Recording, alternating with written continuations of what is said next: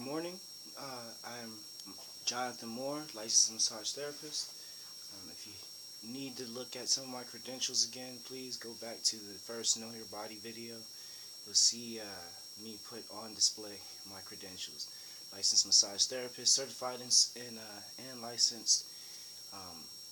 Some of my techniques: Thai massage, acupressure massage, shiatsu massage, mostly medicinal in nature, alright? I am a rehabilitative, medical, detoxifying massage therapist. That is what I do. I am not your average massage therapist who does little fluffy moves to just stimulate relaxation. I work on whatever your issues are, okay? And I get very good results. I've been doing it for over the past 2 years. I'm also a student of Oriental medicine. Get very good grades in my program. Um, Excelling as a student and very hard into my studies. Now, this video today is specifically in regards to lower back pain. Okay, and the types in associated lower back pains. Now, lower back pain is typically described or defined as any pain in the lower back or in the back period, but mostly affecting the lower back. There are many versions of it, and a lot of time, and there are also just as many causations for the arise of lower back pain. For starters, any pain in the body is usually due to some form of stasis or obstruction within the circulatory system in that local region. For example, your lower back. Hold on one second.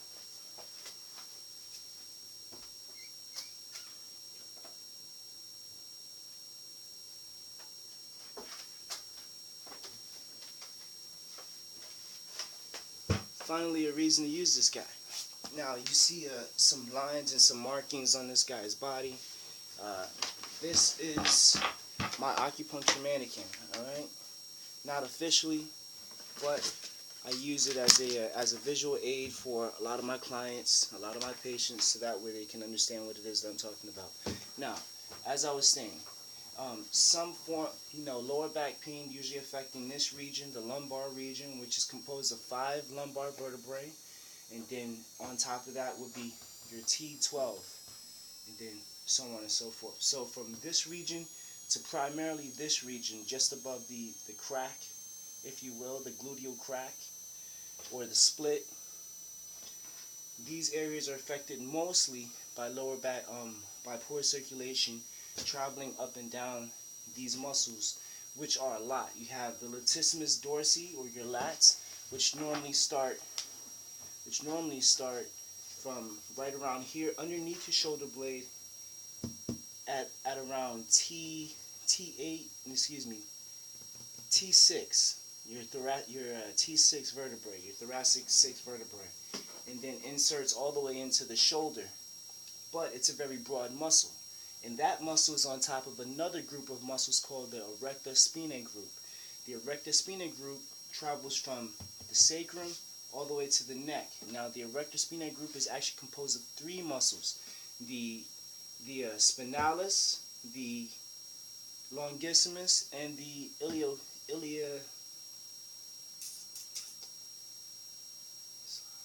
spinalis, longissimus, and I forget what the last one is, but it's a 3rd muscle, okay? I'm being honest with you.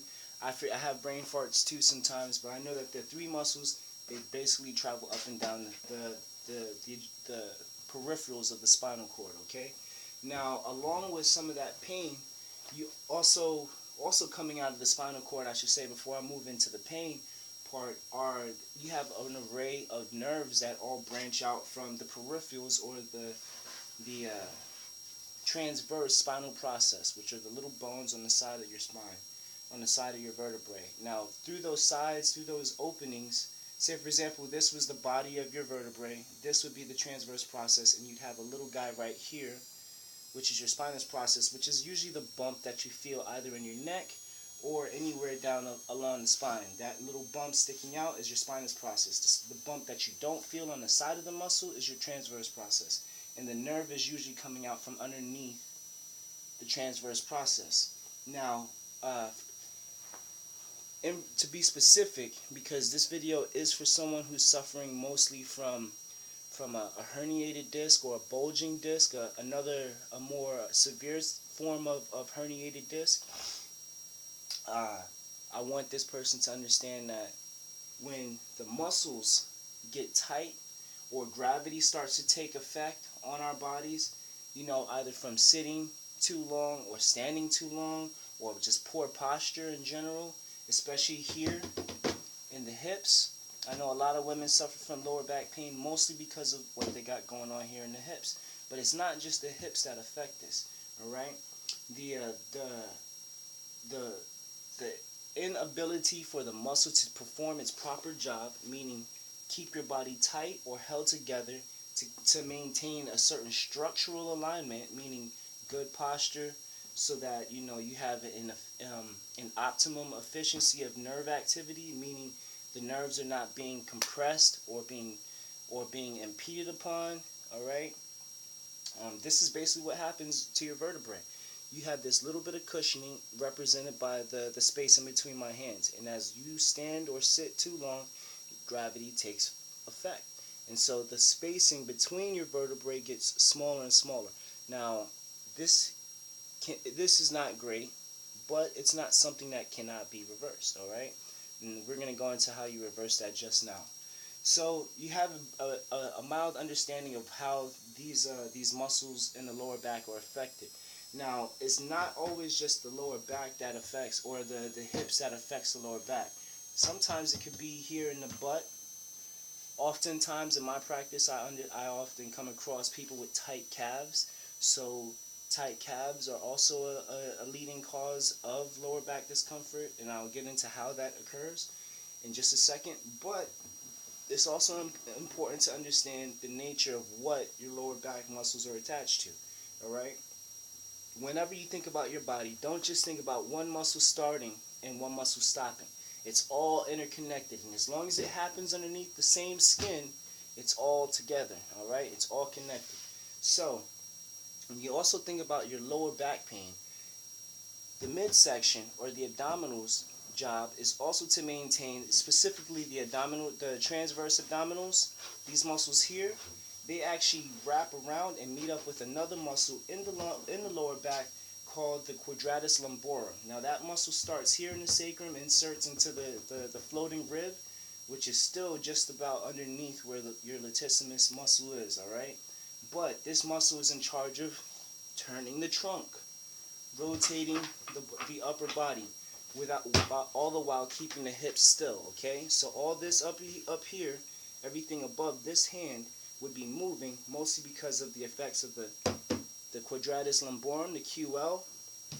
These muscles, the latissimus dorsi, along with the erector spinae group, and these guys in the front, the abdominals, mostly the transverse abdominals and the abdominal rectus muscles, okay?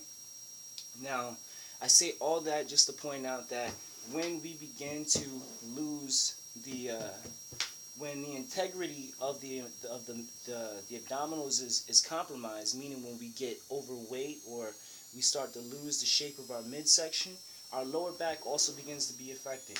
Now, some of the other things that affect this lower back for women, the bust size, breasts, having large breasts will also put strain onto your lower back. Why is that? All women understand this, but just for the people who don't understand this, the larger your breast is, the more strain you put onto the lower back. Reason being because your chest has a tendency to fall forward. This falling forward motion, your body, for the most part, it's a subconscious thing. You do it without thinking about it. So be more mindful and more conscious of how it is that you're standing. Or observe where your breasts are. You might want to get more support, so that way you can, have more security in the bust. Bring the bust closer to the body. That way you relieve tension and strain onto the lower back. Once again, the breasts cause, there's a lot of women who say gravity, has an effect on their breasts and they just don't look the way that they used to. Well, this is also true, and how it affects your lower back. Your breasts begin to become captives of gravity, if you will. And so that forward pull of your breast tissue put strain onto your lower back because you begin to tilt forward. This is also associated with as I was telling you, is associated with tight calves. The the frequency of you leaning forward has a tendency to put strain onto the calves. Reason being,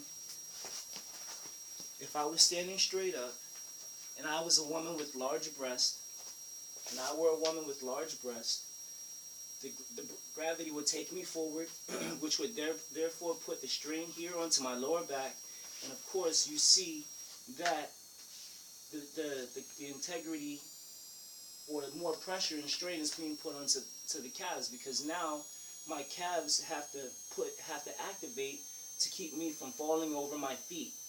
Now this activation of the calves creates a tension here, right here, and it's this point that I'm also going to be addressing. This is an important acupuncture point, all right, in relieving the tension of lower back pain, lower back discomforts, all right. So being mindful of our posture is extremely important. You know, generally we want to be feet straight in front of us, pointing in the direction that our body and our chest and hips are facing, and then the tendency for women to have their feet tucked in. This also puts strain onto the lower back because it's compromising the direction of the hips. When our feet are everted and you stand like Barney Rubble, this once again puts strain and pressure onto the hips. It changes the direction, okay?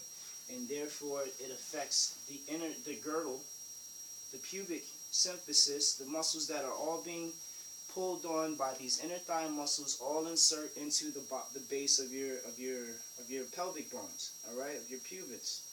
Now, this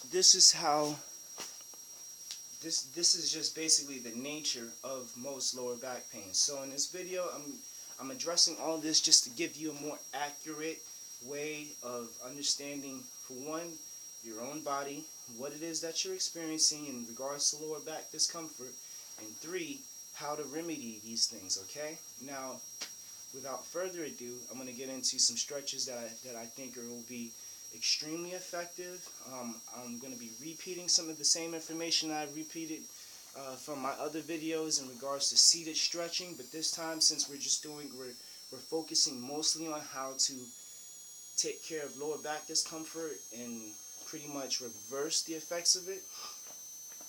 This is the starting point. Now, before I do, like I said, I was doing this. I'm doing this video in regard for a family member who's suffering from lower back discomfort. This family member has, from what I can observe, has a bit of a midsection. All right, very wide hips. All right. Some cushion in the gluteal area, and very large statuesque legs. All right, strong, sturdy, thick legs.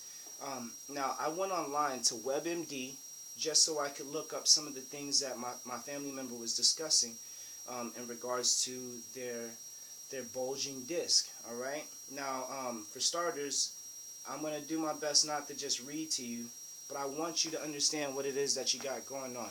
So WebMD described in regards to the treatment of a herniated disc, and specifically in regards to surgery or even shots, this is what it has to say. Most people who have a herniated disc do not need surgery because their symptoms tend to improve over time. About 50% of people with a herniated disc in the low back recover within 1 month, and within 6 months, 96% recover.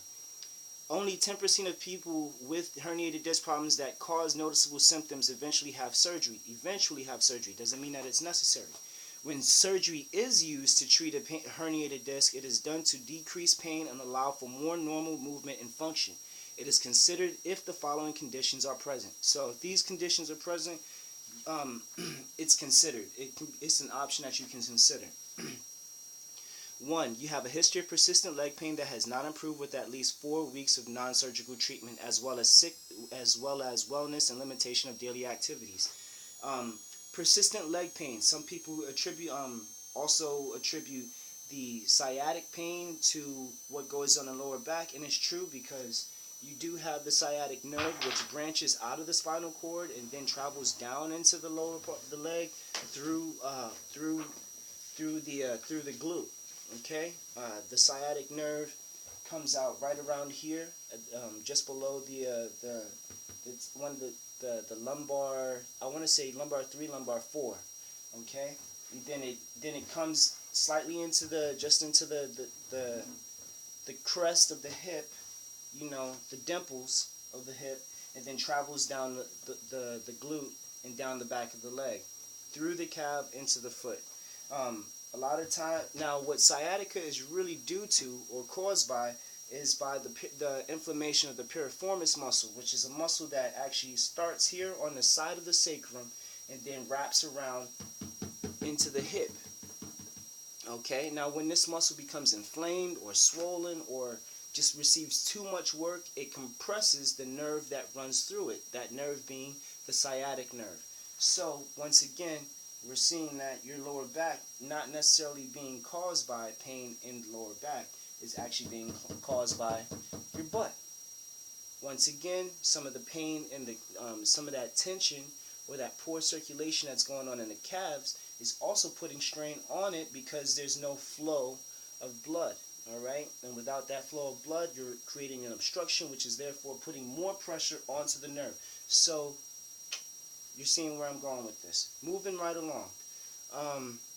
The next thing, results of a physical exam that find you currently have weakness, loss of motion, or abnormal sensitivity. Now, you will have abnormal sensitivity because your body is trying to take care of it.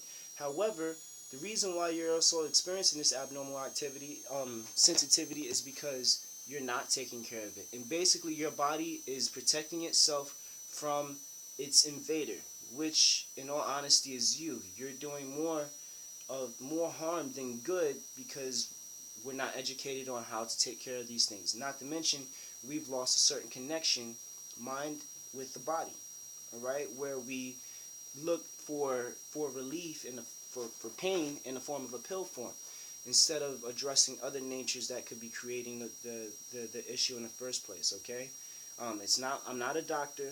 I am studying to be a doctor. I want you to understand that. So this information is relevant. This is the information from a student's perspective, and by all means, if you feel that you want to get someone's advice that's a little bit more knowledgeable than me, by all means, I please, I strongly recommend it. There's nothing like having clarification and affirmation for the information that I'm giving you. Okay. Not to mention, I think you'll be pleasantly surprised at your doctor's reaction to this video. Moving on, diagnostic testing such as magnetic resonance imaging, which is an MRI, computed tomography, a CT, or a myelogram, indicates that you have a herniated disc that can be treated surgically. Surgery is appropriate only for people who have specific symptoms and conditions. A decision to have surgery should take into consideration results from diagnostic tests and physical examinations, which are not really being done in the doctor's offices. So, a lot of these surgeons who are just going straight to the remedy of, oh, let's do surgery, that's a break in your system. Okay, that's an invasion. That's a break that someone's cutting you open. Okay, to move certain muscles around, cut stuff out, and reattach other things. Now, in some severe and extreme cases, this can be very beneficial, especially when the person is already, forgive me for saying it, but too far gone. We have to be honest. We have to be realistic about the situation. If you are too far gone, hey, by all means, surgery might be the best option for you. But if you feel that you are not too far gone, if you feel that you are too young to be dealing with this thing, and if you also feel that surgery is just a precursor to another form of surgery that will only eventually lead to the removal of your disc, which we'll get into in a second, or the replacement of your hips, I mean, we're going into the realm of the supernatural now. Okay, it's natural for your body to feel this way when there's an injury there, and it's also natural for your body to feel better when you remove the injury. Okay, excuse me, I just want to move this a little bit because I just want my daughter's pictures to be seen. Moving right along. Other factors include your age, overall health, the severity of symptoms, and what impact the symptoms have on your life, such as the inability to work, or for example, you and your doctor may consider surgery if the job requires a rapid recovery and there is no time to wait for the herniated disc to heal itself. So if you're pressed for time, sure, go with the surgery. However, I can guarantee you that you're still going to be dealing with issues because you have not addressed the root of your problem, which may not be your back. It may be your posture. It could also be what it is that you eat. For me, I'm also understanding that like a lot of the things that my clients suffer from are also strongly related to what it is that they put into their bodies. If you're the type of person to drink some carbonated beverages, look onto the ingredients list of your carbonated beverage. You'll find the ingredient corn syrup, high fructose corn syrup, dextrose, maltodextrin, which are all forms of corn syrup, which is a sugar that the liver does not process. When the liver does not process the corn syrup, it automatically stores that sugar from the high fructose corn syrup, the corn syrup, the dextrose, the maltodextrin. It stores that sugar automatically in the form of fat.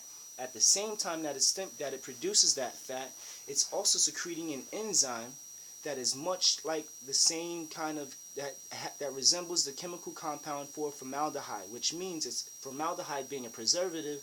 If you've ever been in any sixth grade, you know, uh, biology lab, you know, where they got the little frogs in the jars. That's formaldehyde. That's preserving those frogs from deteriorating and decomposing or breaking down at a faster rate, or even, you know, avoids the smell. So, you know, if that's what your liver is doing, is creating a formaldehyde-like compound in it, then that formaldehyde also means that your body is going to take on a lot more acidity. Okay? So moving on, because, you know, that whole series, that just leads into a whole other thing. You know, diabetes arises from basically that fat, like I said, that the liver creates surrounds the liver, and then you have something called fatty liver. What comes after fatty liver? Well, once the fat's been there so long and the liver's been trying to work, it generates a heat which eventually dehydrates the tissue of the liver. So the liver actually becomes hardened.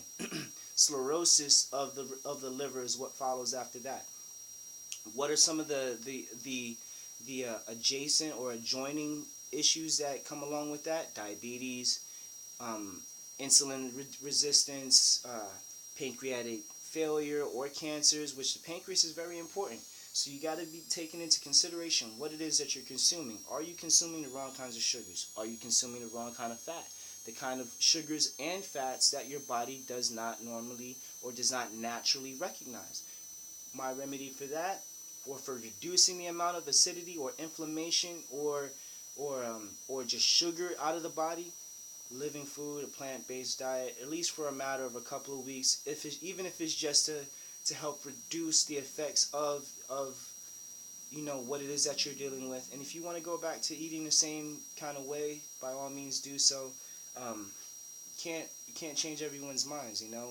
I am trying to change your mind. If I could change your mind, I could change your life. All right, so at least just keep your mind open to some of the things that I'm saying in regards to your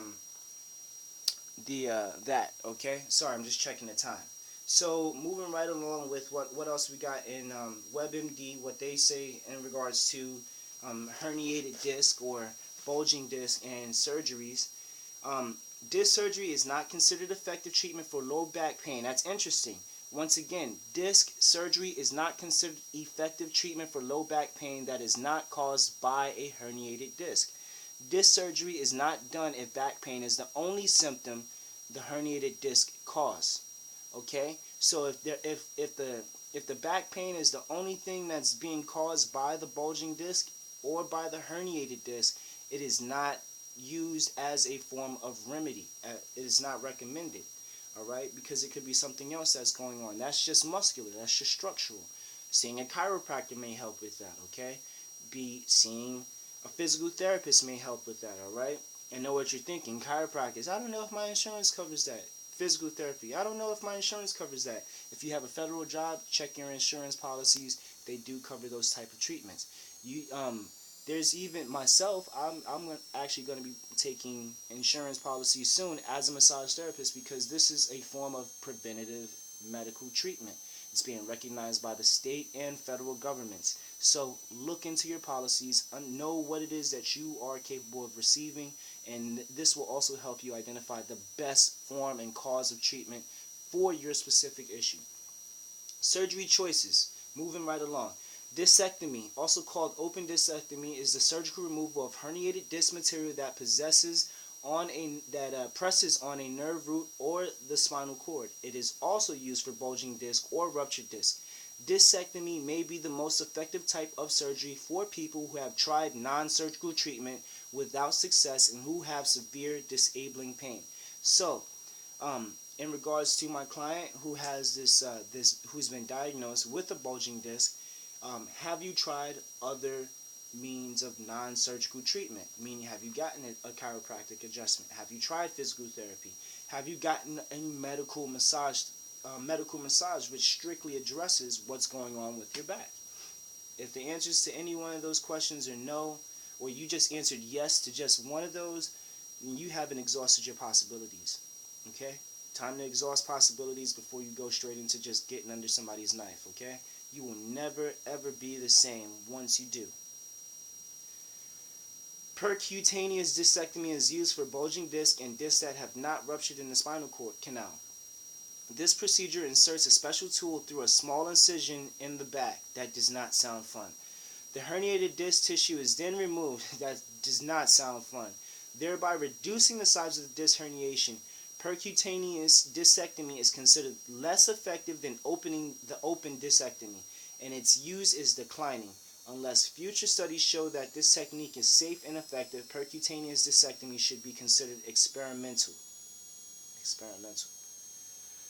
Laminotomy and the laminectomy are surgeries done to relieve pressure on the spinal cord and or spinal nerve roots caused by age-related changes in the spine. So meaning, like, as you get older, you start to lose testosterone, you start to lose, your body starts to hold on to less viably calcium and a lot of other minerals that are important for elasticity or for cellular growth and reproduction.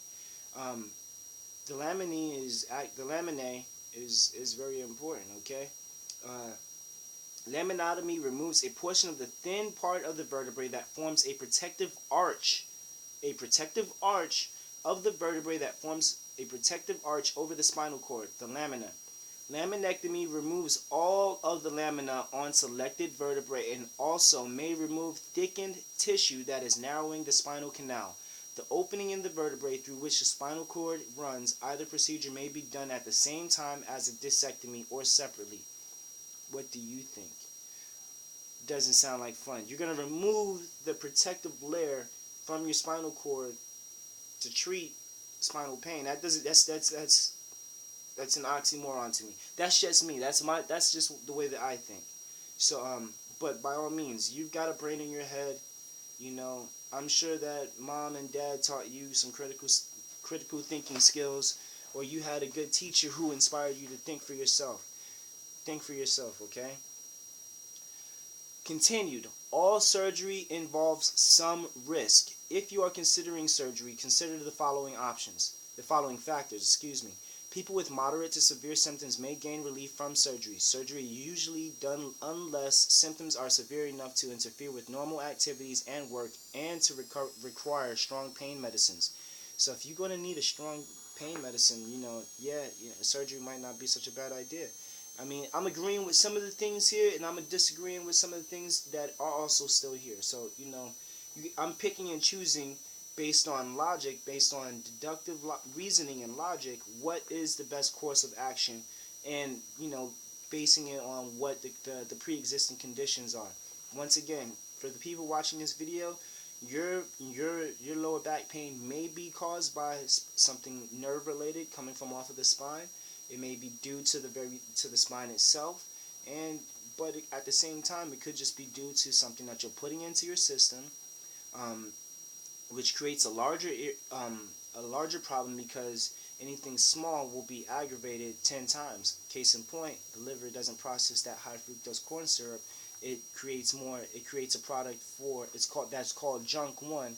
Look up Sugar the Bitter Truth. That's a good documentary But in that excuse me, that's a good lecture. If you look at that lecture, the doctor goes through the whole process of gluconeogenesis, which is the formation of new sugar, glucose, which the body uses for everything. But that body does not use glucose if insulin is not present. So if your liver is not processing the sugar properly, then your pancreas will not secrete the insulin, which is necessary for the absorption of the sugar you just put into your body in the form of a fat. So the adipose tissue that you're accumulating, that extra body fat that you're accumulating, is due to the fact that you're consuming sugars that your body does not process, and that will not stimulate the pancreas to stimulate its insulin or its other digestive enzymes. So if you're also suffering from constipation, you really need to address what it is that you're eating.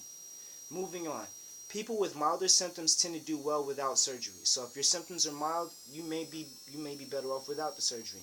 Some people require additional disc surgery after their first surgery. In my practice, I've seen that there are more people who end up going back to get more surgery, unless they come to me. In which case, I've treated over 50% of the majority of my clientele basis and prevented them from going back to getting surgeries. That's just what I do. Okay, all right. So if you're looking for a good massage therapist, wherever you are, look for a medical massage therapist, someone who actually knows their stuff, and not just a massage therapist, but look for the massage therapist who's actually progressing beyond just massage therapy. They understand that putting my hands on you is only gonna induce so much of a result, so much of a positive effect. So, but like myself, these other therapists may be progressing to the level of doctors, so that way they can be better able to inform you and educate you on what your better cause of actions could be. All right. If you see something moving back here, let me know. Leave it in the comment. I'm getting all types of goosebumps. I'm thinking that it's something positive, just in the energy. You know what I'm saying? It could be my man Guy Nyame up there, looking down on me. In any case, a number of technologies using small incisions or injections for destroying the disc are used by some surgeons. Examples are endoscopic discectomy and electrothermal disc decompression. These techniques are experimental and unproven.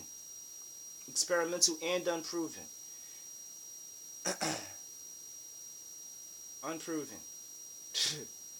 If your doctor recommends one of them to treat your herniated disc, make sure to get as much information as possible about the procedure. Consider a second opinion to further evaluate whether such a procedure is appropriate for you. Herniated disc, should I have surgery? Many people are able to gradually resume work and daily activities soon after surgery. In some cases, your doctor may recommend a rehabilitation program after surgery, which might include physical therapy and home exercise. That's off of WebMD. So, with that being said, let's get into the physical exercise, the physical rehabilitation, physical therapy, and exercise, all right? First of all, when do you experience the majority of your pain? Oh my God, Jonathan, when I wake up in the morning, I cannot move. My lower back hurts. So let's start there, okay?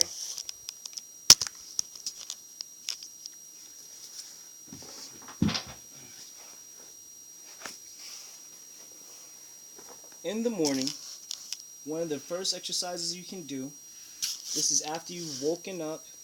Once again, going back to my lane sequence, we're only going to be here for just a very short, brief time. We're going to be moving kind of quick, so it's a good thing that you have YouTube. You can rewind this video. Rewind that. So here we go. All right. First thing in the morning, you're going to remove the pillow from behind your head, flat back, flat surface. Okay. Bring your knees up. And the first thing that we're going to begin doing is, one, you cannot stretch a cold muscle, so we have to work the muscle first, very lightly, very mildly. What we're going to be doing is, you're going to bring your feet as close to your butt as possible. Alright? And then from this point, only thing that you're going to be doing is using your hips to push to the sky. Now you want to keep your knees together. Keep your ankles together.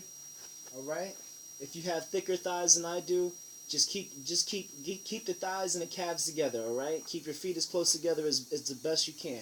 And all we're going to do is, we're going to begin with just some quick well, not quick. We're going to be going at a nice even tempo. You go according to what it is that you can do, okay? And so, what we'll be doing here is just lifting. 1, 2, 3, 4, 5, 6, 7, 8, 9, 10. Hold it up. My head is relaxed. My head is flat on the surface of the bed or the floor. The beauty about being in your bed first thing in the morning is that your surface is very nice and soft. So any discomfort with being on a hard surface like the floor, you remove that option. Alright? First thing in the morning, this is a great way to start it. Now, after you come back down, you'll automatically begin feeling like a little bit of warmth and a little bit of circulation here in your lower back as well as in the front part, like close to your groin. This is a good thing, alright? We are preparing the muscle. We're preparing the muscle for the rest of the activity. What you can do from that point, is while your knees are still up and you've already started to stretch that, you're going to bring one knee to your chest. Bringing this one knee to the chest will help stretch out the glute muscles, which are contracting your piriformis, which could be tightening and inhibiting the flow of electrical energy in your sciatic nerve. All right, switch legs. Once again, bring the knee to the chest, not the chest to the knee. My head is still flat. You can hug it, whatever you like. Once again, you'll be feeling the relief here underneath your butt on the area that you sit on the most, okay? So this is going to begin to feel good.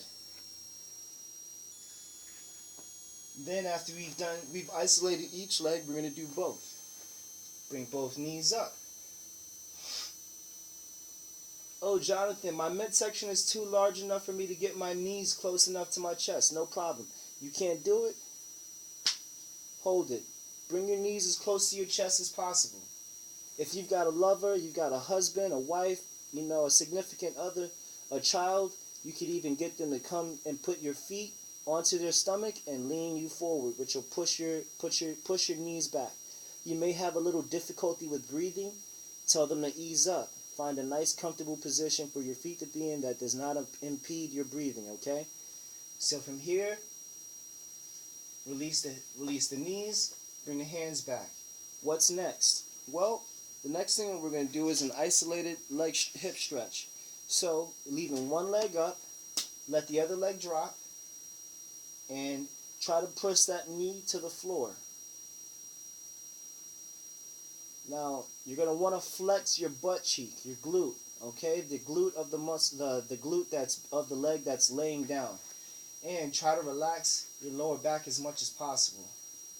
It's easier said than done. But flexing the glute while the leg is laterally flexed or laterally rotated will actually bring a little bit of relief, and actually you're actually pumping some blood into the muscle tissue surrounding those nerves, okay? You're going to switch, bring that other leg up, bring this leg down. And I know that don't get the wrong idea. This is medical. This is about making you feel better. So we're here, one leg up, one leg down. I have a 90-degree angle. You can't really tell, but there is a 90-degree angle here. And I'm pushing this knee down to the floor, flexing my butt cheek, and releasing. Pushing the knee down to the floor, flexing the butt cheek, releasing it. Flexing the knee down to the floor, squeezing the butt cheek, and releasing it. Squeezing the leg down to the floor, squeezing the butt cheek, and releasing it. Bring the knee back up. Then what we're going to be doing is we're going to be doing a double. The double cobbler pose is what it's normally called. So here we are. Open both knees. The pelvis does have a tendency to lift. So just squeeze and just, allow your knees to just go as far down to the side as possible. Okay? I am not anywhere near the floor, but I'm close. If you look here, I got my hand bridged up. That shows you my level of flexibility. I do these exercises just about every morning. I'm not trying to increase my flexibility. I'm just trying to maintain my current state, which I'm happy with. But of course, I also feel that I could be better. So after you've been there for so long, bring your legs back together. Once again, open. Keep the soles of your feet together. If you can, if you don't know where your spine is, your feet should be aligned with your spine. If you look closely, you'll see that my feet match up with my chest. That shows you a good line, Oh, I'm a little off. Oh, there we go. Now I'm back on. See? We all need correction. There you go. And you'll be feeling some nice bit of relief in the inner thigh muscles. Ladies, this feels nice for you. Men, you try to deny it, but it feels good for you too. Okay? Not to mention you're going to be increasing the amount of blood circulation to this area. So, if you would like to increase the longevity of your passion with your significant other, your loved one, this is also a good way to help stretch out and prepare those muscles for some intimacy activity. Okay? So keep that in mind, It's not just an exercise. It's an exercise. Yeah. Moving right along. So we've done that. Let's come back, bring your legs back closed. And the next exercise that we will do is we will bring both knees to one side. Both knees to one side. And after you bring both knees to one side, raise your top knee higher, okay? Basically that. Came here from the beginning. Knees down to the side. Shoulders still flat on the floor. Raise one knee, and that's that. That's as simple as it gets. If you can do this, meaning like you can place one foot underneath the bottom knee, do that. It'll help. It stretches. It feels nice. And so we're here and we're stretching and we're breathing. I failed to mention the importance of breathing. Breath work is very important. If you are not breathing, you are not increasing your respiration. Respiration goes hand in hand with circulation. Circulation of blood, to be specific. If you do not breathe, then that means that your blood is not being reoxygenated. If your blood is not being reoxygenated, then that means that you are not taking care or treating an injury. Not to mention, the deep breathing will also increase your euphoric feeling. It'll make you feel a lot better. Because all that oxygen that your brain is lacking, and so are your muscles, your body's going to recognize that and say, finally, a breath of fresh air. Let's go ahead and switch sides. Bring the knees back together. Bring the knees back up. And we switch sides.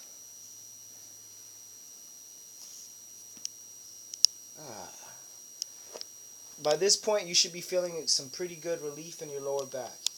At least in the flanks, okay?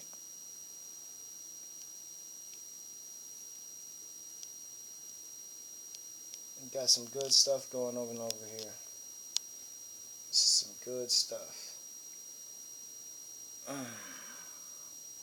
Just stretching, giving myself a little extra stretch. Hello out there in internet YouTube land. I hope you're feeling better. Hope this stuff is really helping. Okay. So we've been here for a good fair amount of time. Now we're gonna go ahead and unhook it, bring the knees back up, and we are back to center. Once again, we will go back into what we did previously, which is bringing our knees to our chest. Okay. Bring the knees to your chest. Now at this point you should feel like a nice release in your lower back, especially here, right in this area, in this whole area where your sacrum is, okay? You can even do trunk twist. You can do laying trunk twist. If you got some abdominal control, this is a great exercise to help strengthen your core muscles. Those transverse abdominis muscles that we were talking about. Then you could just go ahead and just do some knee rotations, you know, just leave your shoulders where they are, rotate your knees, feeling pretty good, alright?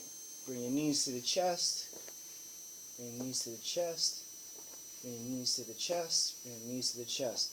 Now we've taken care of some of the muscles in the lower back, specifically the lumbar back, as well as the thoracic part of the spine.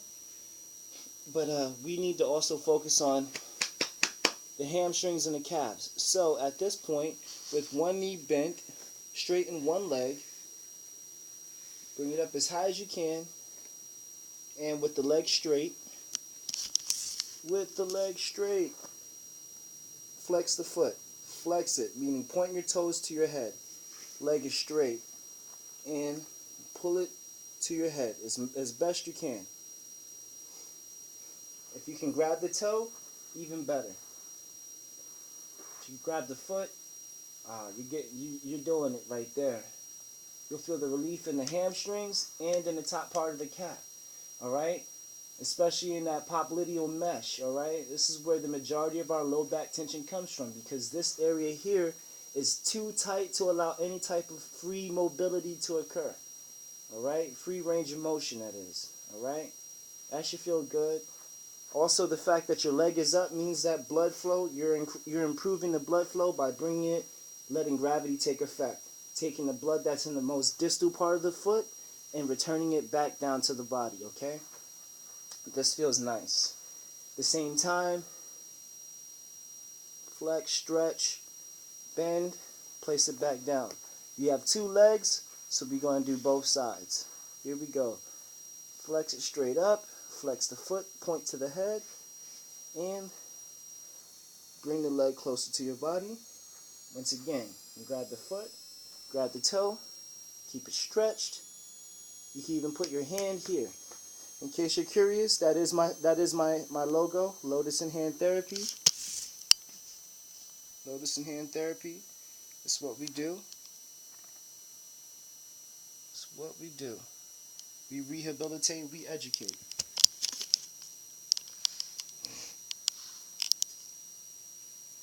So we're here, been stretching, feeling the release here at the base of the hamstring and at the height, the top of the calf, the gastric medius. Feels pretty good. Nice flow, nice blood flow. I can feel the blood draining back into my body. Even my body temperature is increasing because of the added blood. I'm also making sure that I'm breathing, because all this talking is depleting my body of its oxygen.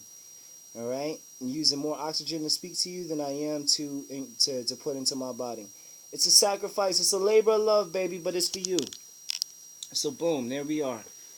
Right now, at this point, you should be feeling pretty darn good. So we're gonna move into something else. Next thing that we're gonna do is, now that our lower body is somewhat stretched and more relaxed, we will come to an upright seated position, which is pretty much the position that we were just in on our back. Remember? Oh, let me show you. We were here. Now we're here. Now with the straight back, or as straight as possible of the back, you're just gonna reach for your toes. Or you can pretend that your toes are where the stars are, and you can say, reach for the stars, reach for the sky. Been watching too much Toy Story lately. Reach for the sky. So, keep the knees flat. You can't grab your toes, you can't grab your feet, you can't grab your ankles. It's okay, grab whatever it is that you can grab. This is about you, not about me. This is what I'm capable of doing, so you got to be doing what you're capable of doing, alright? Do your best, forget the rest. Like my man Tony Horton says, beach body. I gets down. 90X, baby, I do it. Power yoga, Ashtanga series, hour and 35 minutes, 1 minute and a half, 1 minute 30 seconds of each pose. Man, that stuff is intense. That stuff is intense. And you shouldn't be doing that type of stuff without consulting your physician first anyway. Especially if you're just trying to go 0 to 60. That's a quick way to get hurt. So you're right here, you've been stretching, you've been holding wherever you can. If you can bring your head to your knees It's a little early, so my neck isn't very flexible just yet. I didn't do that part of the exercise, but my head is pretty loose. Right in here. Right, nice, good stretch, good stretch, good stretch, good stretch. Release. Then we can go into single leg. Bend your leg, bend your knee. You can do this stuff all while watching TV, your favorite soap opera, your favorite daytime drama, whatever. Bring the foot as close to the groin as possible. The other foot should be 90 degrees, perfect out. You should be able to see it. 90. 90. Reach for the toe. Once again, we're loosening up the muscles associated with the lower back. Right now, you should be feeling this in the hamstring. I'm going to also ask you to rotate your foot outward. What does that do? If you just felt the release in your hip, or you just felt the pop, that's what that does. It stretches these inner thigh muscles. Only going to be here for a short second. You can also go ahead and push the other leg at the same time. It's kind of weird. Feels complicated. It's really not. Switch sides. 90-degree angle. 90 degrees. I sits 90 degrees underneath palm trees. Alright, so we got 90 degrees right there. Once again, stretch. Pull for that foot. Pull for the foot. You can't pull the foot, pull for the ankle. Can't pull the ankle, pull for the knee. Wherever is most comfortable for you, not for me. Once again, then you can also go back into pushing and pulling at the same time. Weird feeling. Once again, rotate that foot to the outside, meaning away from your groin. Pull and stretch.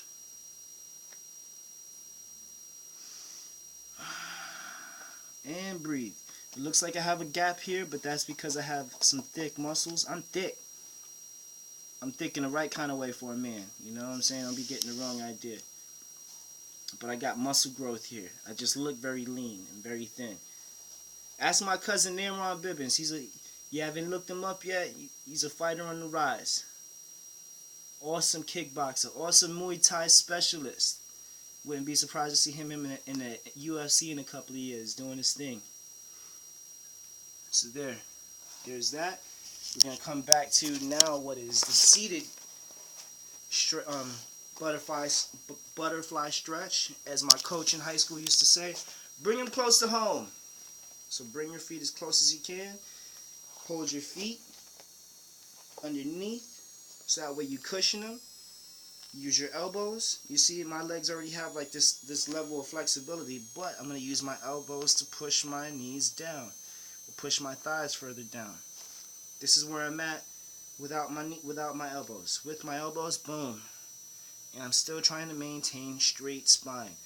Keeping my spine up, straight. Keeping my chest out as much as I can, so that I can push and stretch, push and stretch.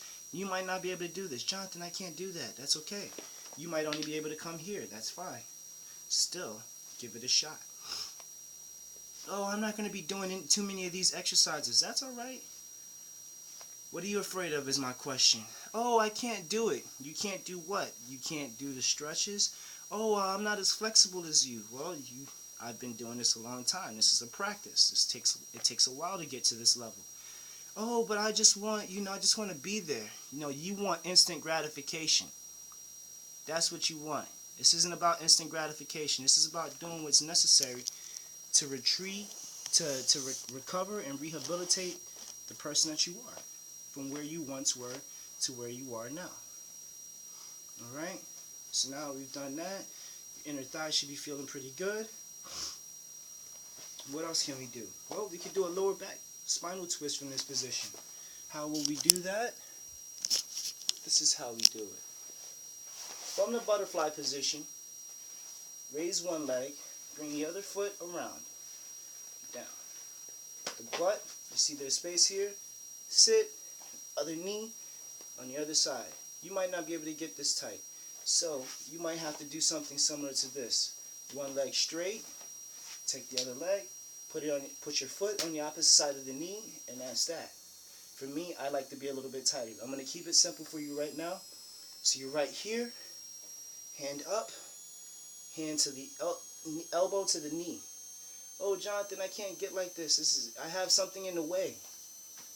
I have something in the way. I can't do that one. Well, what you're going to do is reach back further, put your arm across, and that's that. You're doing it, baby. You're doing it, baby. You're doing it. Doing it, baby. Go ahead, Papa. Doing it, baby. Go ahead, Papa. Doing it, baby. Go ahead, Papa. And you're stretching, and it feels nice on your lower back. For the people who are a little bit more flexible, this is what you can do. If you're a yogi, if you've done any yoga classes, you're already familiar with it. Bend the elbow, bend the knee, move it close to the butt cheek. One hand at the base of the spine, other hand straight up in the air. Deep breath, exhale, elbow down and twist.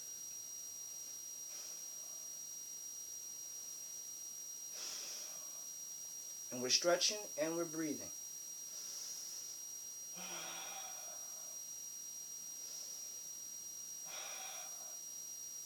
And release. Two sides, other side this time. For the people who don't do it too well. Straight leg. Foot to the other side of the knee. Reach back. Oh, I can't do it. My midsection. No problem. Lay back some. Elbow to the knee.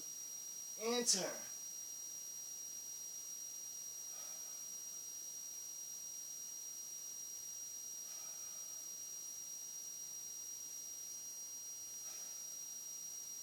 Now, as I said before, a lot of those muscles, the abdominis, the transverse abdominis, the quadratus lumborum, they love these exercises because it works those muscles specifically.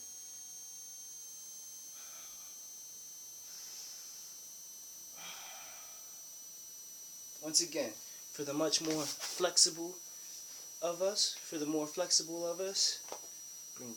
bring the foot to the butt, bending that knee. Straight knee in line with the spine. Hand at the base of the spine. Hand up. Deep breath. Exhale.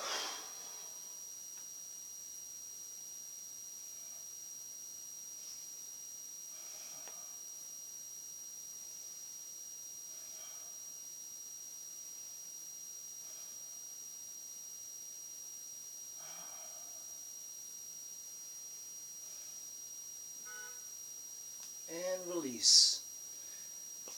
Now I know you're thinking to yourself, wow, this video is already close to an hour. How can I do this all by myself? I don't have an hour to do this. Well, technically you've only been stretching for about 15 minutes. So as long as you've got 30 minutes to yourself early in the morning, oh, I don't have 30 minutes. Set your alarm clocks 30 minutes earlier. Plain. Done. Done. Fixed. Boom. What's next on the agenda? Now we've relaxed and loosened up our lower spine and everything else like that. There's only one thing else to do. Now that you've gotten to this point, we're going to go into a little calf and cow. And then some child's pose, and then some cobra, and then some child's pose, alright? And that'll be that for this series of stretching, alright? So what we're going to do is we're going to come to our all fours. Knees together, ankles together, hands underneath the spine, underneath the shoulders, excuse me, and your knees should be in line with your hips. It shouldn't be tilted forward, it shouldn't be tilted back, it should be right here like a flat table. Now, we're going to do two exercises here, two stretches. These are also yogic stretches. One is calf, one is cow. So for calf, what we're going to do is we're going to pull our stomach in, alright, push our chest out, raise our head up, and breathe.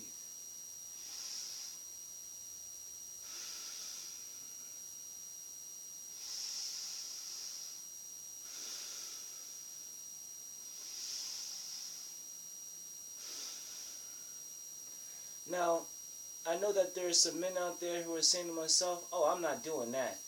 That don't look like no masculine thing. I'm telling you this. Get over your masculinity. You're not really masculine if you feel that doing a position, doing a pose, a stretch which will otherwise make you feel better it has something to do with your sexuality. Get out of that way of thinking. It's backwards and it makes no sense, okay? This is not about sexuality here. This is about the physicality of the nature, alright? About feeling and improving the way that our bodies feel, okay? If you can't get past that because you think you're doing some type of stretch that conflicts with your masculinity, you need to develop a new sense of masculinity. You need to reevaluate what it means to be a man or a woman or in between, if applicable. So once again, we're gonna do that again. All right, calf stretch. Stomach goes down, chest comes out, head goes up.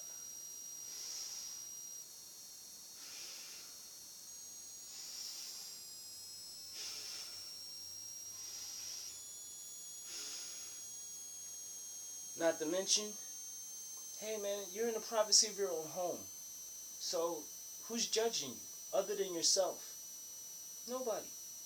You're free to do what you want to do. And into calf. Now calf, we're going to go reverse the action. Back, the spine comes up, the head comes down, and we breathe.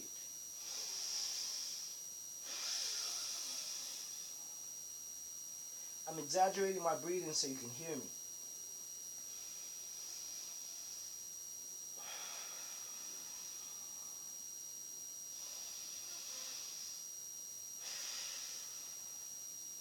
Come back to neutral spine. You can wiggle if you want, whatever. Loosen. Loosen. Should be feeling pretty good. I'm loosening by trying to bring my shoulder to my hip and reversing.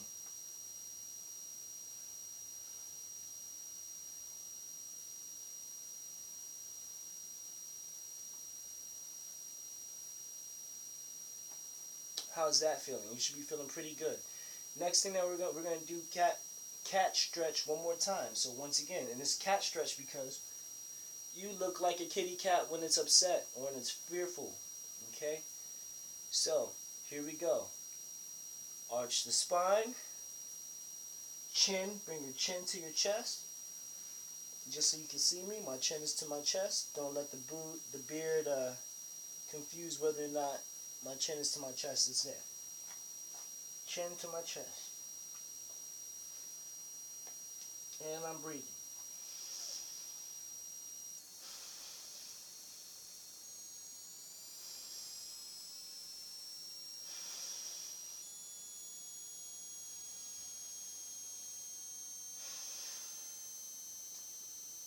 Now you may have noticed that the more you breathe, the easier it was for your back to stretch and elongate. That's a good thing.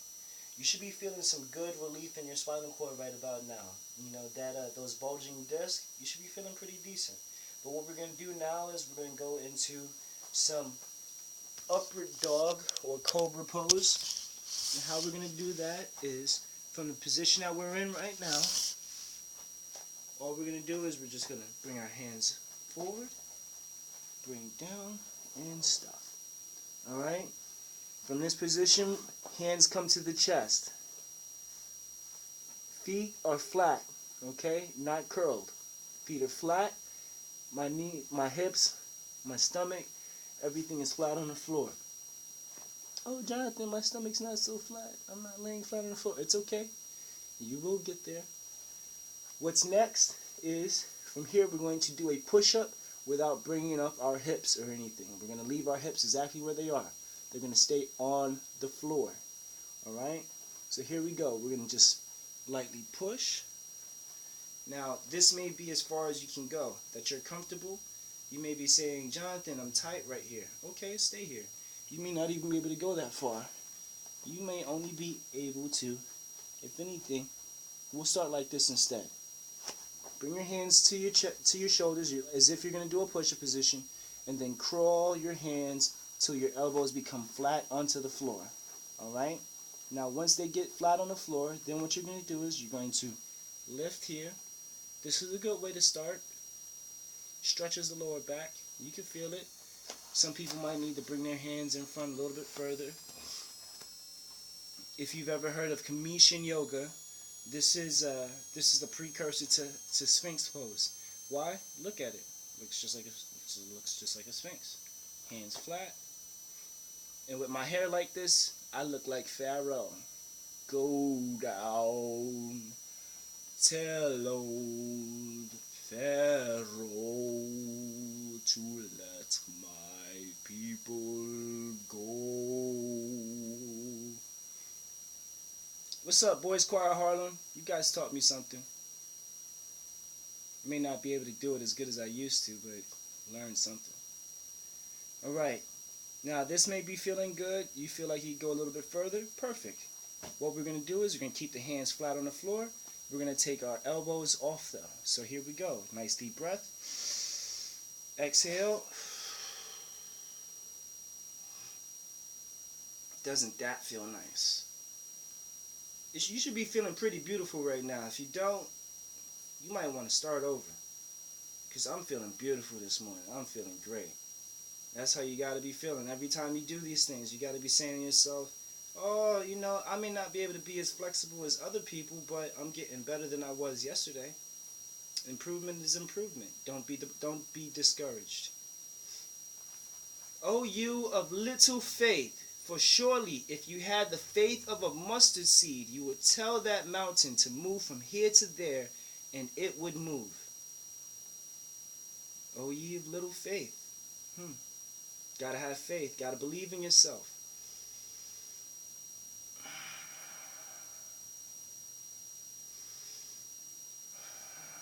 Then we can come back.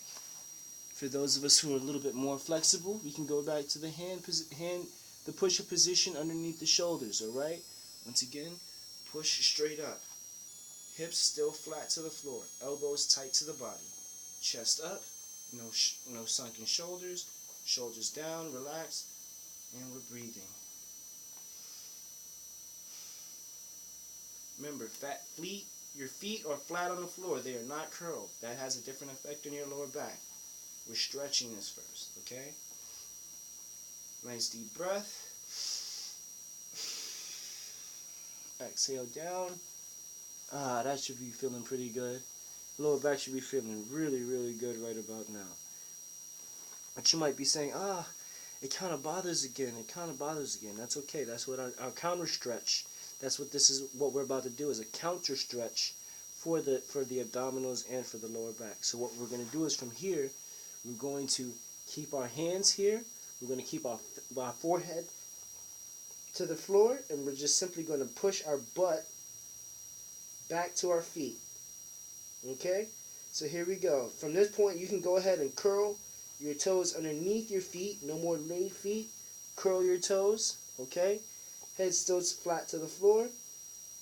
And lifting the butt first. Pushing the shoulders. Pushing the butt back. There you go. This is what you call child's pose. Let me come up a little bit further so you can see what it is that just happened. This is where the magic in the lower back finally happens, okay?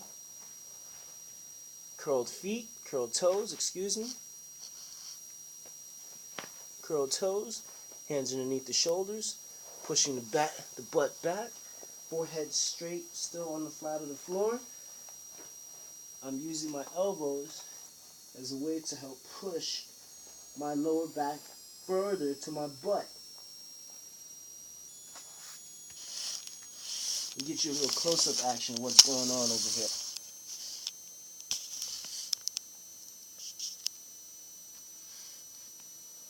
So here we are.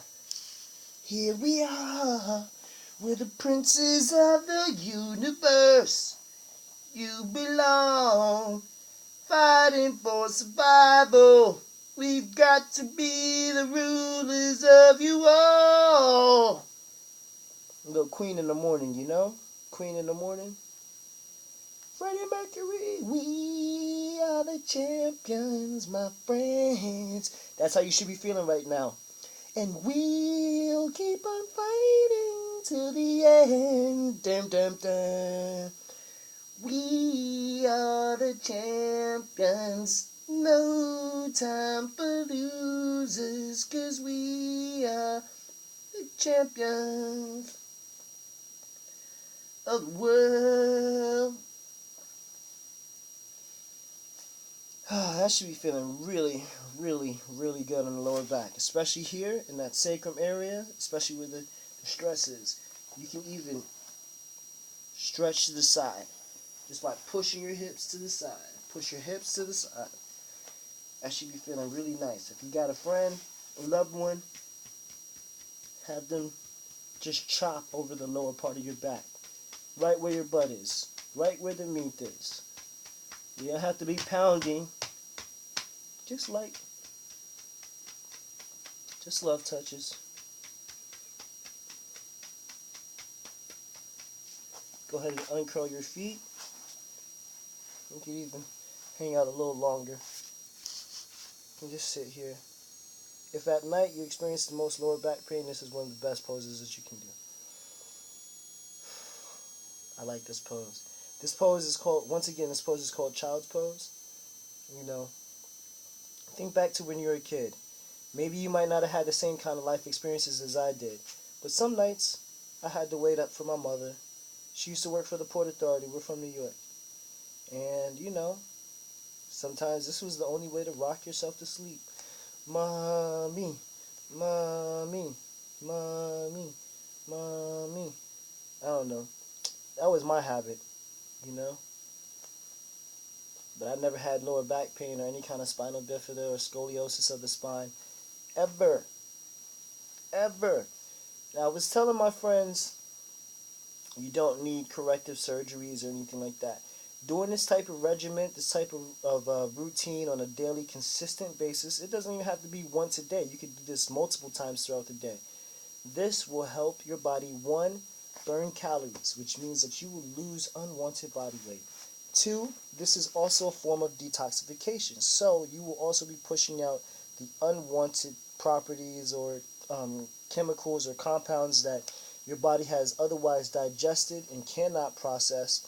It'll help your body get rid of those things by squeezing it out of the muscle tissue and into your digestive tract. You know, your urinary system, your bowel movement, your bowel system. So it'll come out the front or back door. So this is a good thing, okay? Three, this type of stretching helps to increase and improve your circulation, which means your blood flow, which means that if you have difficulty, if you have high blood pressure, hypertension, these type of stretches will help lower your blood pressures, okay? It'll help reverse your hypertension. Remember, hypertension is something that affects the majority of most African American communities, next to diabetes. It's funny how they go hand in hand like that, but not so much when you do the science. You know, when you do the work, you look at it and see what's really going on. You see what you know. You gotta stop eating off Master's food table. You know, gotta get off that table. Gotta push away from that fried chicken. Push away from them ham hocks, collard greens with fat back. You know what I'm saying? Know what I mean? Corn. Your body does not process corn, so that means cornbread, it's got to come out of the diet too. I'm a big fan of nachos. I had to switch my nacho choice, you know. So I use Ezekiel bread, flat wraps, and then I just bake them in the oven. It's a good way to still get my nacho craving on. And at the same time, I use vegetables. I make my own salsa: tomatoes, avocado, cilantro, a little lemon. What else do I put in there? Some onions, a little, dice up some garlic. It sounds good. If you're getting hungry, we're doing the right kind of thing. Your body is going to be craving that type of energy after you finish. So it's important that after you finish this, go and get some water for one, room temperature, nothing too cold. That will shock your body. You've been heating up your system, trying to relax. Heat relaxes. Heat expands. Cold contracts, which means it makes it tighter. So if you want to relax, you want something warm in your system. Avoid the caffeinated products, okay? At least for the next hour or so. You know, It's just a gradual transition, but this is how you get to that gradual transition. Out of this pose, we're going to go ahead and come to, we're going to do one more stretch, which is just a sideline stretch with the leg kicked back. I got one leg forward, I got the other leg back, and I'm just relaxing, taking the stress off. Alright? So you want to avoid the caffeinated drinks. Those things are bad for you. They spike your system. They trigger an adrenaline response. So that extra energy that you're feeling, that's not extra energy, that's jittery. That's adrenaline pumping into your system. That means that it's going to be more difficult for you to get some rest at night. Okay? Caffeine also dries your intestines. So if you are constipated or you're backed up or you think that going once every other day is regular, that is not regular. That is not normal. If you eat 3 times a day, normal digestion dictates that after 8 hours of consuming your food, you should have a bowel movement, unless you're snacking. So if you're eating a very small portion meal, you may not have a bowel movement, but that's not a bad thing. But if you eat a large meal and you do not go to the bathroom after consuming that large meal, 8 hours later, you have a gastrointestinal related issue, okay? That is not right. And if you eat and then all of a sudden, immediately after you eat, you got to go poop, that is something else that's wrong too, because it means that your body requires the added pressure or gravitational force of food on top to push food down out on bottom. That's not fun. Actually says that you got a whole lot of undigested fecal matter just lingering in your intestines, which means, you know, that enlarged midsection that you got. You ever heard the expression, yo, you're full of crap? Some of us really are. Alright? Some of us really, really are. In fact, a lot of us really, really are. You're going to go ahead and switch sides.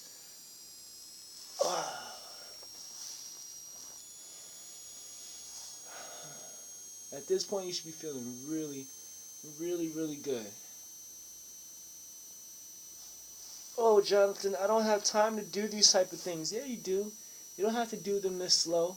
The video is just here just to help you come as a reference point, something you can always come back to. Choose your favorite exercises. Choose your favorite stretches. Whatever works best for you, use it. Stick to it. You can't do everything. Do what you can do until you can get to the point where you can do everything that you want to do. Do what you can to do what you want. It makes a lot of sense. Back to center. I'm going to stretch this side out just a little bit longer.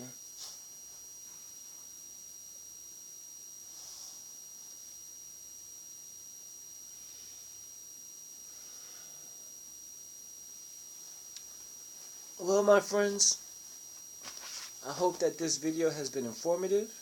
I hope that you feel some form of relief. I also hope that it has helped you to identify some of the patterns in your daily life, whether it be posture. There are other videos on my link, so be sure to continue to look or even subscribe to this page. Got some great information. I'm dealing and working with some great people, some very educated and learned people in their fields of alternative medicine, complementary and alternative medicine, which is ultimately what you're receiving right now. Okay, this is CAM.